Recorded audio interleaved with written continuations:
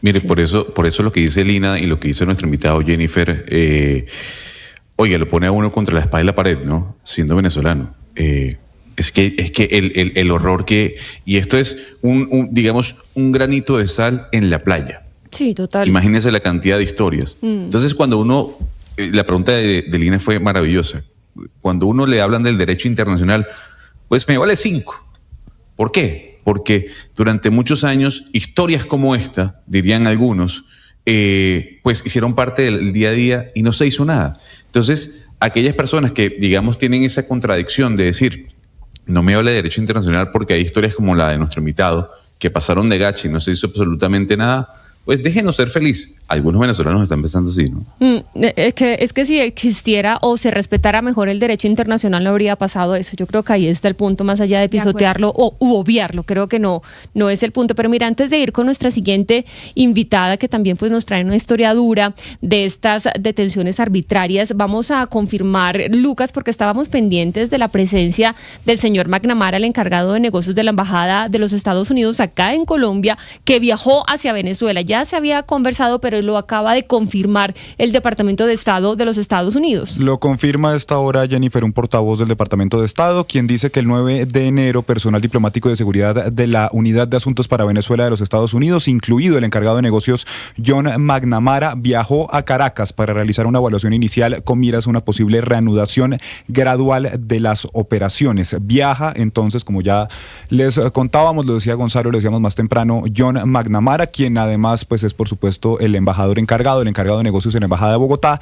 y está entonces presente en la mañana de este viernes allí en Caracas para evaluar la reapertura, dicen ellos, gradual de la embajada, que por supuesto está cerrada desde el año 2019, cuando en su momento Nicolás Maduro pues expulsó a todos los diplomáticos estadounidenses en medio en ese momento del reconocimiento a Juan Guaidó como el presidente interino. Acuérdese usted, les dio 72 horas a toda la delegación estadounidense para salir de Venezuela. Hace 7 años ya, estaríamos contando casi 7 años. Casi 7 años, Casi sí. 7 años. 6 años. Estaríamos interpretando esto como la primera presencia política estadounidense en territorio venezolano, porque ya tuvimos la militar, la operación, salieron nuevamente con Nicolás Maduro capturado y con Cilia Flores, y ahora estamos hablando ya de un diplomático estadounidense en territorio venezolano. Pues acuérdese usted, Jennifer, que en enero del año pasado estuvo Richard Grenell, quien es enviado presidencial directamente de Donald Trump, no del Departamento de Estado. Estuvo reunido incluso, y por estos días estaban circulando nuevamente allí las fotos, estuvo en el Palacio Miraflores reunido con Nicolás Maduro y con Jorge Rodríguez.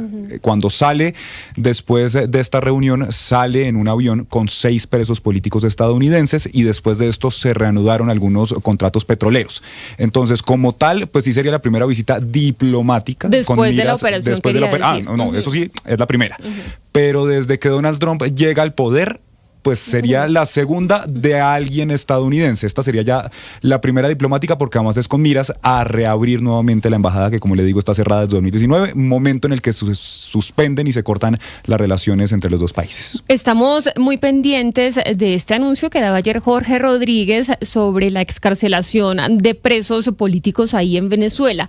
Le decía yo, Lucas, que en la noche vi varias informaciones de diferentes medios de comunicación en donde hablaban de presos muy importantes, entre ellos el señor Perkins Rocha. Supuestamente ya había sido liberado, pero hoy sabemos que no está liberado. Para las personas que no conocen a Perkins Rocha, que yo creo que no son tantas, expliquemos quién es él. Perkins Rocha, Jennifer, pues primero es un amigo personal de María Corina Machado, es un reconocido abogado venezolano, es su asesor jurídico, su abogado personal, y Perkins Rocha fue detenido el 27 de agosto de 2024, es decir, cumple ya más de un año secuestrado por las fuerzas de seguridad del régimen. Casi año y medio. Como usted sabe, esto es difícil de establecer. Durante muchos días posterior a su detención, pues María Constanza Cipriani, su esposa, empezó a intentar establecer dónde estaba, qué era lo que había pasado. Él fue detenido, había hablado con su esposa pasadas las 11 de la mañana y en teoría estaba en un farmatodo allí en Caracas y fue detenido por encapuchados del régimen. Esa misma noche, después de la detención, pues ella denuncia que varios efectivos encapuchados del régimen allanaron su casa y estaban pues allí intentando revolucionar absolutamente todo lo que estaba para encontrar cosas, y bueno, desde ese momento empieza un año y medio, como usted lo dice, de incertidumbre, de intentar saber dónde, cómo está Perkins y por supuesto lo que hemos venido hablando aquí, qué cargos se le imputan, por qué está detenido, pero la realidad es que está detenido por ser amigo y miembro del círculo más cercano de María Corina Machado. Coordinador jurídico del partido 20 Venezuela y representante del Comando Venezuela ante el Consejo Nacional Electoral. Gracias, señora María Constanza Cipriani, esposa de Perkins Rocha, por estar con nosotros. Bienvenida. Gracias a ustedes una vez más por abrir sus micrófonos para la causa de Venezuela. Señora Cipriani, ¿qué información tiene usted? Porque claro, nosotros hemos recibido información de algunas fuentes oficiales, pero realmente hay una nubosidad informativa al respecto. ¿Usted como esposa de Perkins Rocha ha recibido alguna información por parte del régimen madurista? Absolutamente nada. Yo estoy desde ayer, yo creo que ya casi 24 horas, cuando se dio el anuncio a través de Jorge Rodríguez de las excarcelaciones, y hasta el momento yo no he recibido ninguna llamada tendiente a verificar o a decirme, mire, su esposo va a salir o no va a salir. La opacidad es absoluta. Yo creo que nadie en este momento en el país que tenga un detenido puede decir que sabe exactamente qué está pasando. No sabemos la cantidad, se habló de una cantidad importante de excarcelaciones, pero hasta ahora, por medios extraoficiales, básicamente de ONGs que hacen vida en Venezuela, se habla de entre 8 y 11 excarcelados. Sí. Seguros, los 5 que fueron enviados a Colombia, sí. Y Enrique Márquez y Biagio Pilieri, porque además compartía celda con mi esposo, y los videos del reencuentro con sus respectivas esposas son públicos desde muy temprano. Estaríamos hablando de 7 personas. Sí, señora. María Constanza, estos han sido meses de muchísima incertidumbre, de muchísima angustia, y como lo hemos venido diciendo, ayer veíamos, por ejemplo, a Mariana González, quien es esposa de Rafael Tudares y quien es hija de Edmundo González, y quien decía: yo he pasado por todos los centros de detención, he estado toda la tarde allí y de momento ni tengo información ni ha sido excarcelado mi esposo. ¿Ustedes qué información han podido tener de Perkins? Porque es difícil saber realmente, por supuesto, el estado, pero también incluso dónde está. Lo último que hemos sabido es que estaba en el helicoide. ¿Usted tiene esa información confirmada, que en este momento estaría allí en el helicoide? Sí, bueno, hasta ayer estaba en el helicoide. Hoy no lo sé porque no he tenido contacto con él. Ayer yo recibí una llamada del helicoide y hablé con Perkins y lo vi. Y pues hablamos de la familia, de esas llamadas que se hacen de una línea que es una videollamada que se hace de una línea del helicoide y que se produce 2 o 3 veces por semana. Yo la recibí, estaba con uno de mis hijos, conversamos de la familia, que es de lo único que conversamos en esas llamadas, y estaba bien. Yo no sé en ese momento si él sabía lo que estaba sucediendo afuera, no sé si estaba al tanto del anuncio, pero obviamente hoy debe saberlo, porque bueno, 2 de sus compañeros de celda ya no están. Es decir, señora Cipriani, usted alcanza a hablar con su esposo a través de una videoconferencia, pero en ese momento no había sido dado el anuncio por parte de Jorge Rodríguez. Y junto a esa pregunta otra, ¿cómo es la condición de las llamadas con su esposo que está detenido de manera arbitraria por el régimen de Nicolás Maduro? ¿Tienen algún tipo de vigilancia a la hora de hablar o tienen, digamos, una privacidad para conversar, aunque sea sobre la familia nada más? Dos partes la pregunta. Cuando yo hablé con él, que él me llama, ya el anuncio de Jorge Rodríguez se había dado, pero yo no estoy en condiciones de saber si Perkins lo sabía. ¿Y usted no le dijo nada? Lo segundo es... ¿Usted no le dijo nada sobre eso? Yo no le dije absolutamente nada, porque no tocamos temas políticos, porque él está vigilado allí donde está.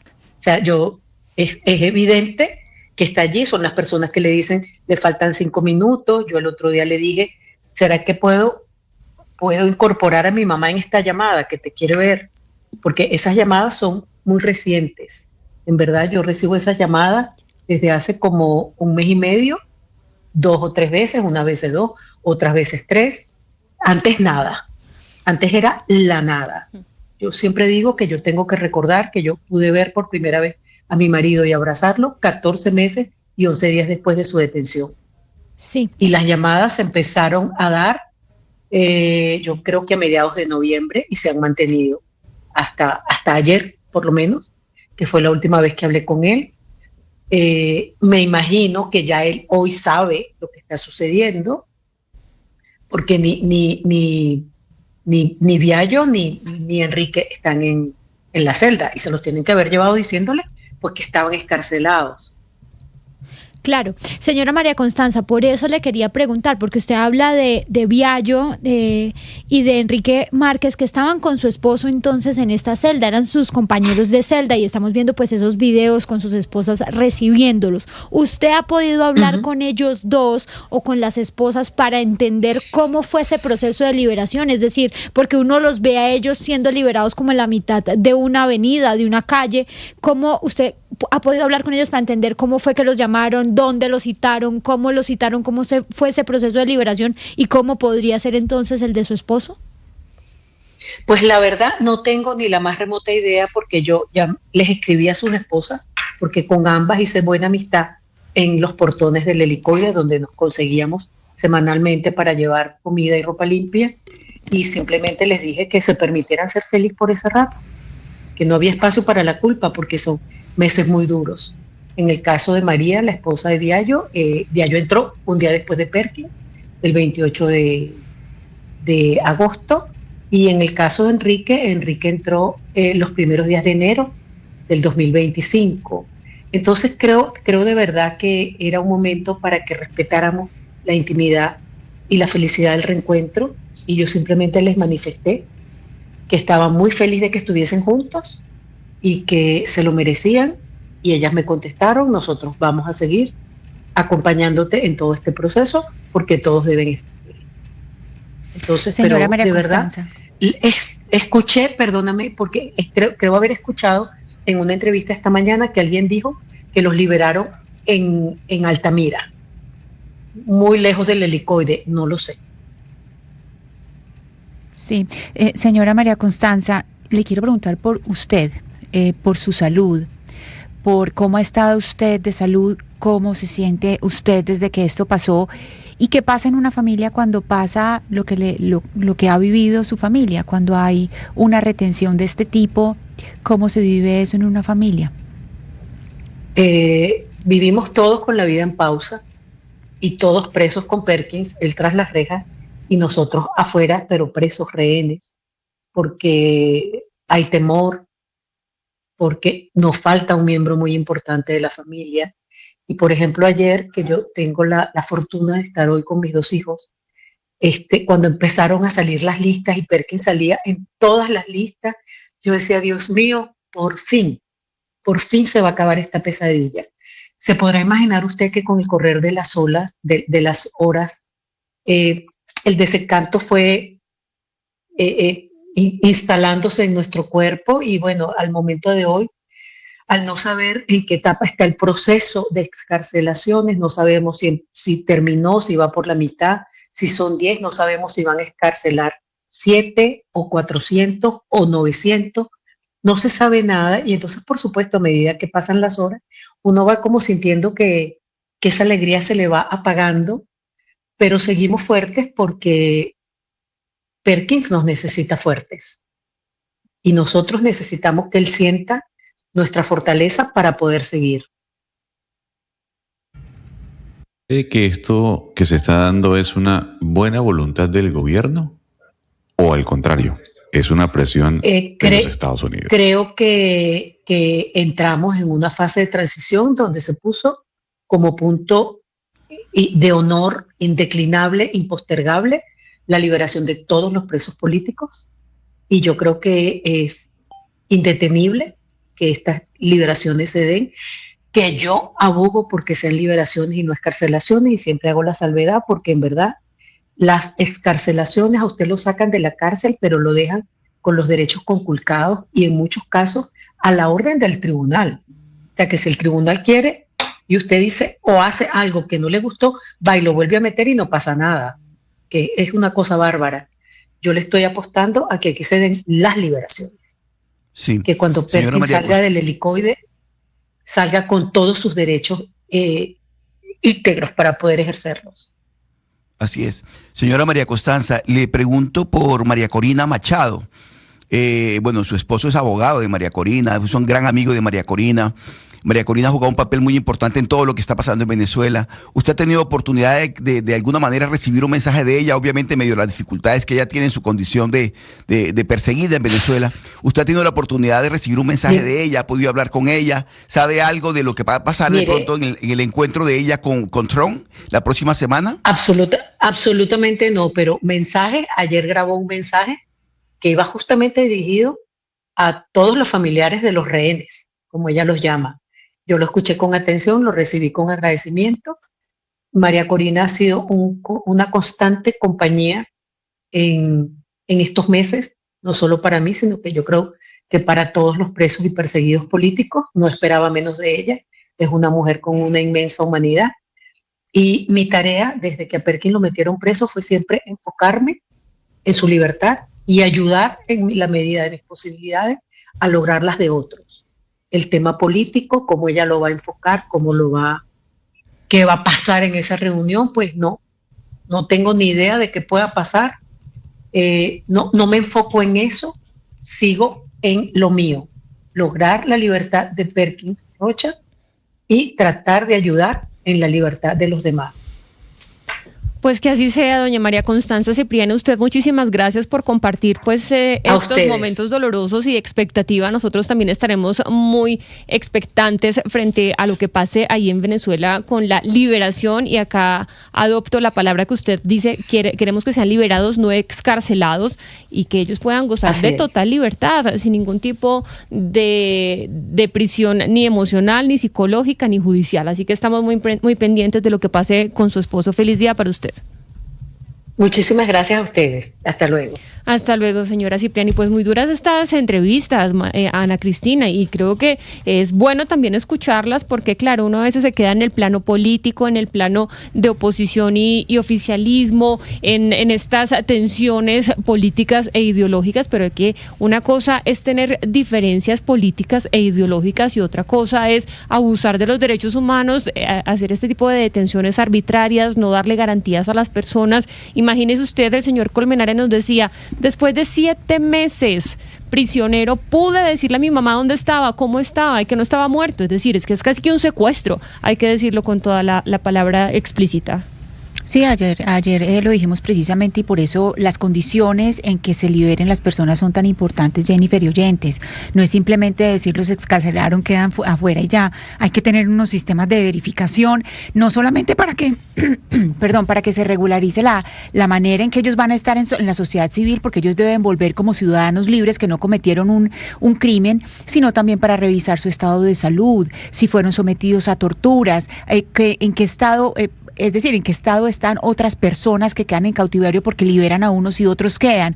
Entonces, todas esas situaciones que, como lo dijimos ayer, muchas veces cuando ha sucedido en Colombia, cuando hay secuestros, liberaciones de secuestros en Colombia, hay mediaciones como la de organismos como la Cruz Roja y otros, precisamente para verificar cómo se dan esas liberaciones y esas formas de salir del cautiverio que son muy duras. Fíjese, para terminar, la señora María Constanza, le pregunto por su salud y ella inmediatamente contesta por la familia y por el esposo, pero no por ella.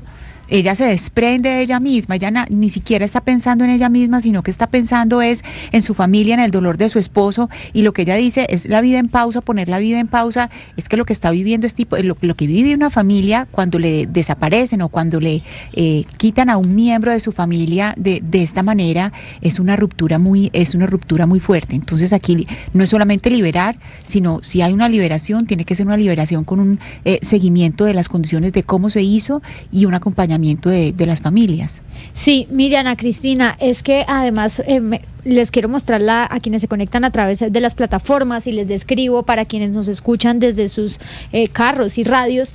La portada del Espectador tiene una foto, dicen que son familiares de presos políticos que llegan a las cárceles como la del Rodeo 1, donde estaba por ejemplo Iván Colmenares en Caracas, a la espera de información sobre quienes serían liberados, pero hay un abrazo muy emotivo y una persona, una señora con una camiseta que dice liberen a todos los presos políticos, y titula El Espectador, que sean todos. Y yo creo que ese es el mensaje que también como medios de comunicación pues tenemos que ejercer, porque son muchas las familias que están esperando por información de sus detenidos, de las personas que que tienen allá, colombianos y de todas las nacionalidades. Así que yo creo que este mensaje hoy, más que nunca, es muy importante, que sean todos. Y ahora otra cosa que me parece importante, porque claro, acá estamos hablando de las historias, tenemos la emocionalidad